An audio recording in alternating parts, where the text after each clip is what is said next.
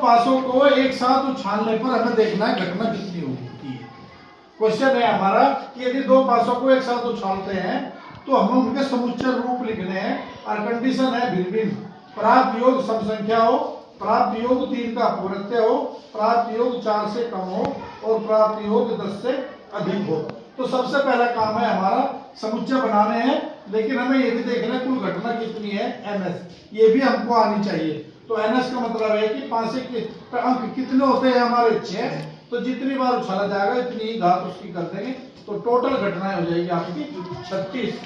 अभी पहला आपका जो पॉइंट है कि प्राप्त योग सम संख्या हो, यानी कि यदि पासे को 2 बार फेंका जाता है तो 1 और 3 देखो यहाँ पे इनका टोटल कितना होता है सम संख्या, 1 और 3 4, 1 और 5 5 और 1 6, 3 और 1 आपका 4 हो गया, ये भी सम हो गया 5 और 1 6। इस तरह से ये हमारे जो भी हम यहाँ पे पॉइंट लेकर चल जाएंगे घड़ीय समुच्चय, इसको समुच्चय बोलते हैं सबको, तो ये हो गया हमारा समुच्चय। ठीक इसी प्रकार 3 का योग देखेंगे अपवर्त्य। अपवर्त्य का मतलब है 3 यहाँ पे 3 एकम 3 3 दूनी 6 3 3 9 3 चौक 12 3 5 15, इस तरीके से गुणज जाना है।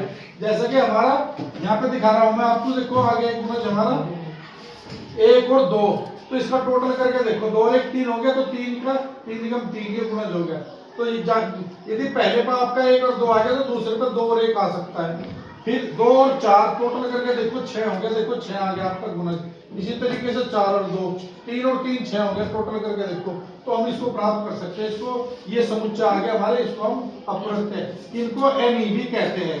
ये हमारी घटनाएं हैं क्रिया जो हम चाहते हैं। इसी तरह से प्राप्त योग 4 से कम हो, 4 से कम 1 1 आ सकता है 2 बार में, 2 और 1 आ सकता है, 1 और 2 आ सकता है, तो एन होगी हमारी 3। और प्राप्त योग 10 से अधिक हो तो 5 6 आ सकता है, 5 पे 6 या 5 आ सकता है, 6 6 आ सकता है, कुल घटनाएं होगी 3। इस तरीके से ये क्वेश्चन में हमारा समुच्चय रूप लिखना, कैसे हम समुच्चय रूप लिखते हैं, तो ये हम पे आना चाहिए। तो ये आपका था समुच्चय, इसको जो है वीडियो को देखिए, सब्सक्राइब करिए।